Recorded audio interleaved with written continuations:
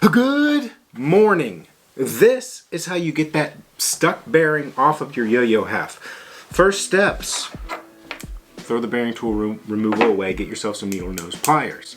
These can be found at like the dollar store for $1. Get the ones that have that little circle cutout.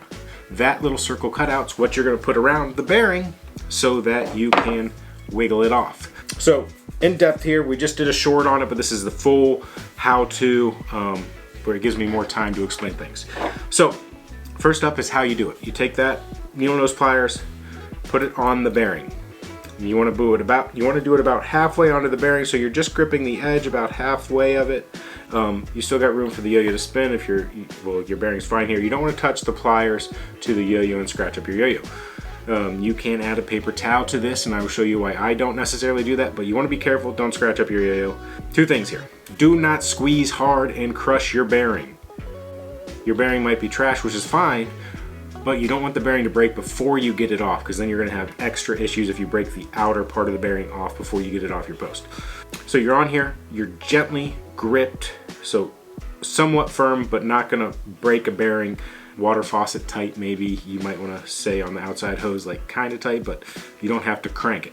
Grab the yo-yo half, wiggle it and pull away. Just slightly wiggle. It's just a slight wiggle, and it takes a lot of it. You're slowly working that bearing off the bearing post. Voila.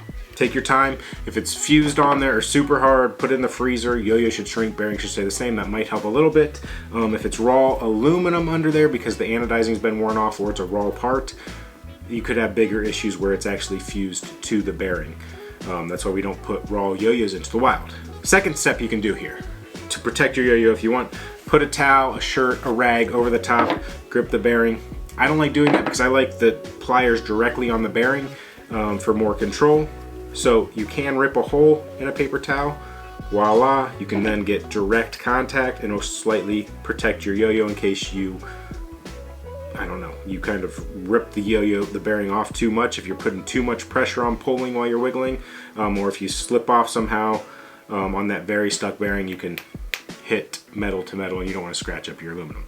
So you can do that. So if you're going to use some sort of protection, I would go ahead and cut a hole in it, put your bearing through, and grab the bearing that way. Why I don't like to use the bearing removal tool. This can be my bearing removal tool. Most of them are too short. And they just are frustrating to use. The ones that are machined nicely and work nicely, sometimes they're too thin though, and there's too much wiggle room in there. I don't like that. And then the other reason I don't like the bearing removal tools is it promotes too much rock. So I'm talking very small rocks slowly wiggling its way off. If you do too big of rocks, you can run into issues where you might damage the bearing post while during the removal if you are promoted to really crank that bearing. And while you're doing that, you also cannot pull away from the bearing removal tool like you can with the pliers. You're wiggling and pulling away slightly. So that is why I like to use the pliers the best. I think it's the easiest solution. The only issue is you can't really carry them around in your pocket the same way you can a bearing removal tool. So the removal tool can work fine for bearings that are just stuck over finger tight but aren't actually stuck. So this is when you got to get something off that's stuck, definitely go the needle nose pliers.